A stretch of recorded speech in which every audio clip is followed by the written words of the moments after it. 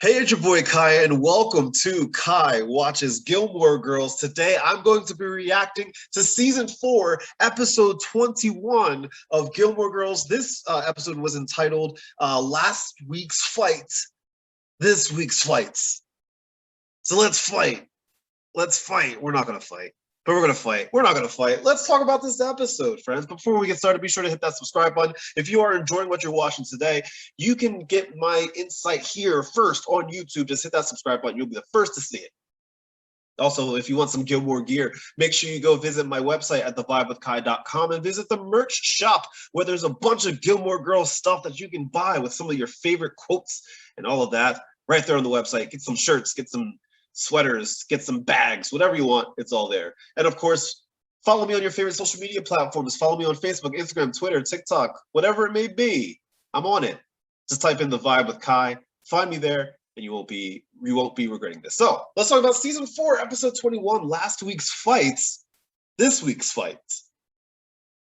The episode starts off, we get Dean, this is not Dean, how dare I? This is Jess. We get a little Jess action here.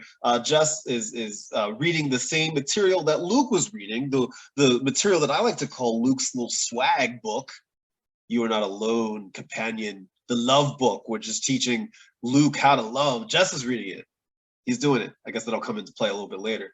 I really enjoyed this scene right here. This is a scene in the Dragonfly where we see Lorelai, Suki, and Jackson. And this really brought back a lot of memories, right? Because like back in the old inn, you know, obviously this is how Jackson and Suki met, and like to see them arguing again, just like the old school days, this was really nice. And I miss that a lot. There is a horse in the middle of the inn, and nobody's gonna take care of it except for Lorelai. And I love that Michelle is in here being like, you want me to take care of this horse? Have you met me? Have you met me? I am not touching this horse. You can. I ain't touching this thing. How dare you even assume that I'm going to get rid of this horse? This is your idea, not mine. We need to talk about Glenn. Why is this a thing? First and foremost, in the previous episode, he was talking to this woman, and he pretty much admitted that he is spying through her blinds. In this episode, he is showing a woman that he's talking to, but he shows Rory a picture of this woman when she was 12 years old. Now, even though she's an adult now, he is bragging about her by showing Rory a picture of her when she was 12 years old. Why is this even necessary? What was the point of having this in the show at all? I'm not gonna lie, I could go without it. I guess it's some sort of comic relief that they were going for, I guess, but I don't see what the point was. Paris, I think this is the last time we see Paris in this season, because I don't believe she's in the next episode. But with that being said, she's actually going to Oxford with Asher Fleming. She is actually going. I was not expecting that I was expecting him to break her heart. Maybe he does in the future, I don't know. But I was not expecting her to actually go on the trip. Now, there's something I want to point out. I did go on Yale's website, and I want to make sure that people are abundantly clear. I want to read exactly what this says. This is from Yale's website, Policy on Teacher-Student Consensual Relations. The integrity of the teacher-student relationship is the foundation of the university's educational mission. This relationship invests considerable trust in the teacher, who in turn bears authority and accountability as a mentor, educator, and evaluator. The unequal institutional power inherent in this relationship heightens the vulnerability of the student and the potential for coercion. The pedagogical relationship between teacher and student must be protected from influences or activities that can interfere with learning and personal development. Whenever a teacher is or in the future might reasonably become responsible for teaching, advising, or directly supervising a student, a sexual or romantic relationship between them is inappropriate and must be avoided. In addition to creating the potential for coercion, any such relationship jeopardizes the integrity of the educational process by creating a conflict of interest and may impair the learning environment for other students. aka Rory. Finally, such situations may expose the university and the teacher to liability for violations and laws against sexual harassment and sex discrimination. Therefore, teachers must avoid sexual or romantic relationships with students over whom they have or might reasonably expect have direct pedagogical or supervisory responsibilities, regardless of whether the relationship is consensual. Conversely, teachers must not directly supervise any student with whom they have sexual or romantic relationships with. Undergraduate students are particularly vulnerable. This is the most important paragraph to me, honestly. Undergraduate students are particularly vulnerable to the unequal institutional power inherent in the teacher-student relationship and the potential for coercion because of their age and relative lack of maturity. Therefore, no teacher shall have sexual or romantic relationships with an undergraduate student, regardless of whether the teacher currently exercises or expects to have any pedagogical or supervisory responsibilities over that student. That's really important to me because I get a lot of people that are saying, hey, they're both adults and like all that, but no, this is wrong. And Asher in the previous episode openly admitted to having sexual relations with students. That's weird to me. I just don't like it. So if you're ever wondering why I get so weird about it, this is why. I have to give props to Lorelai because Mrs. Kim wanted Lorelai to deliver the mail to Lane, and Lorelai is like, hey, no, I'm not going to do this anymore. I'm not your mailman. Go fix your relationship with your daughter, please. I am not going to be the middleman here. So I wanted to give a shout out to Lorelai for that. Good Lord. This, everybody, this scene was, this is the best part of the scene. And I totally forgot this until I did this picture. So for Luke's sister's wedding, obviously they're having their bachelorette party in Luke's shop, right? They're the only ones in there, sure. But I don't know if y'all remember, but if you look up here in the corner, that is an open window that leads directly into the shop where Taylor sells his candy and stuff. And there are multiple women that are sitting there watching this go down through the window of the shop. I just found that to be really funny. I wanted to point out this scene as well because it's been a while since we've gotten any scenes where Dean and Jess are in the same scene together. It's been a while, so I was actually really happy to see this. And this is the first time we've seen Dean with the scruff on his face. Now we're used to it now, like because we've seen him now, and he's like that's his patented scruff, right? But this is the first time we've seen it. And it looks weird here, but he is a very attractive man now with his scruff. Jess also has scruff in real life, and on This Is Us, he has a full beard, and they're both looking good. So this whole situation between Emily and Richard being separated, that's very triggering to me. I said this in one of my previous recaps. This is very triggering to me because my parents stayed together for my sake, and they didn't tell me that they were getting, like, there was any issues. I didn't know they were getting a divorce until they got a divorce. I didn't know there was any issues, and they didn't tell me that. So this has always been very triggering to me. The fact that Emily and Richard are not telling Rory and Lorelai about their separation. They're not telling them anything. And like, that's just very triggering to me because I lived through that. So I can definitely put myself into Lorelai's perspective here and understand like, this is really, really weird. And then we have Mrs. Kim sent a messenger to Lane's place to schedule times for her to stop by, which I thought was really funny. That's such a Mrs. Kim thing to do. Such a Mrs. Kim thing to do.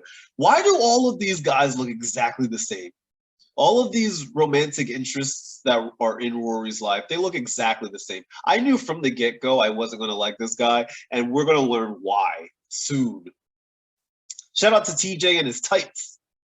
TJ and his tights. Don't like the fact that he stole Luke's deodorant, because that's not okay. If somebody were to steal my deodorant, they would get a swift kick to the neck. They would get an eyeball flick. I would flick their eyeball, be like, hey, boom, how dare you? How dare you use my deodorant? But shout out to his tights. Listen, I'm a theater kid, and I grew up in theater, so tights are not abnormal to me.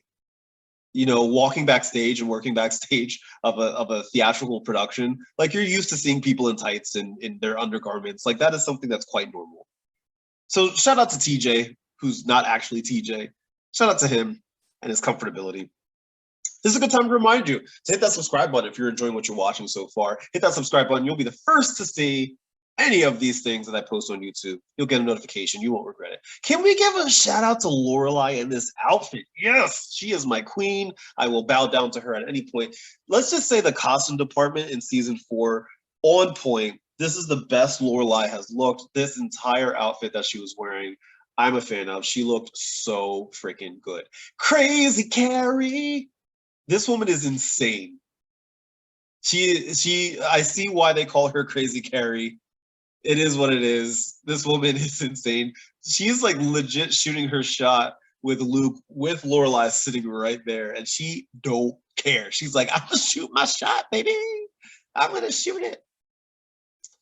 Look at Lorelai saving the day. See this, and look. First of all, look, this is a bigger picture of the outfit that Lorelai is wearing. She looks so beautiful here, and then shout out to her for fixing the dress. You know, like she is great. Lorelai coming in the clutch here, and then Lorelai, I love her to death. I wanted to put this screen grab up here because I think it's very sweet that Jess walked his mom down the aisle, because originally he wasn't going to do it, but he did it here. And I just wanted to point out to all the people that think that I hate Jess, I do not hate Jess. I do like Jess. I really do. So this is for you. This is me saying and acknowledging that I like Jess in this dress. Well, not in this dress, in this situation. I never seen Jess in a dress, but I like that Jess walked his mom down the aisle. I'm sure Jess will do nothing in this episode for me to regret those words. I will never have a Renaissance wedding. However, this was adorable. I was saying in my live, when I was watching this live, it would be really cool. Like, I would have a Renaissance wedding, but I would maybe have like a Marvel wedding. I would have a Marvel wedding. You know, so I can't hate on these people for having like a themed wedding like this, because I would 100% have a Marvel wedding. Why not? I'm not saying that's what I'm going to do. I'm not saying that whomever my hypothetical wife ends up being is going to be for it. But if my wife came to me and was like, let's do a Marvel wedding, I'm going to be Black Widow and you're going to be Black Panther, and I'll be like, let's go, baby, I'm in. They look so happy. Shout out to these two. They look so happy, and I'm happy for them. I know that this is not her first marriage, but she seems to be incredibly infatuated with him. And even though TJ has his flaws, he seems like a chill. He seems like a chill guy, and she's happy with him, and that's all that matters. When Mrs. Kim came to visit Lane in her apartment for the first time, what I loved about this is that her two roommates, were trained. Like, you know damn well that Lane sat them down and was like, look, my mom is coming over. I need you to be on your best behavior. I need you to dress up. I need you to wear your clip-on ties. And I need you to serve her tea, and I need you to act like a maitre d'. And that's exactly what they did. And they were incredibly well-trained. They were so well-trained. And then, once again, so early in the episode, Lorelai saved the day at the wedding, and she calmed down the bride. And now Lorelai is calming down Mrs. Kim. And it comes into play later how important this moment was for Mrs. Kim and Lane's relationship. This guy, I knew I didn't like this guy. And then after this scene with Rory, like him being like a bro, I just wanted to punch him in the face so much. Good Lord. Like, it's not often that I feel bad for Rory. I definitely felt bad for her in this situation. This is not fair. I hated everything about this for her. This guy was an a-hole with a capital A-hole. I did not like him at all. So good riddance, sir. May I have this dance? It's the confidence for me. It's the swag for me. It's the shooting your shot for me. Luke did his thing. He is the MVP of this episode. He's like, yo, look, Lorelai, you looking fine. I've always thought you were fine. So I'm going to ask you to this wedding. I'm going to ask you to dance with me because you looking cute. So back to Rory. Rory, who has been burned by the bro, calls the only person that I guess could come help her in this situation, which is Dean with his scruff on his face. I don't like his scruff right here. I like the scruff that he has now in real life, but not this. This wasn't it. Also, you need a haircut, buddy. You need a haircut. But with that being said, yeah, I mean, she called him. She called him, and like, do I think that he should have, like, I think he should have just picked her up and dropped her back off and went back home. No matter, what the situation is at home, I think that he should have picked her up, dropped her off, and I get it, like that, and then just leave it be. That's what I think. That was a mistake. With that said, I think Rory should have also. Well, we'll get to this. We'll get into that later. This man on your screen is not Luke. This is Seth Curry shooting a three-pointer.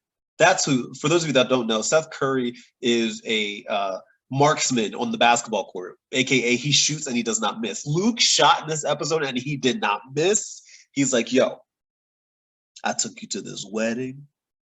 I danced with you. I know how to waltz, baby. And I am going to ask you out again. Let's go watch a movie on Sunday. And he asked her out because he got that swag, baby. He got that swag. And then Laura's like, are you? Whoop? I mean, yeah. Is that, what is this? What is happening? Good for you, Luke. Speaking of Luke, this was a great moment between these two. Luke and Jess had a very good scene towards the end of this episode.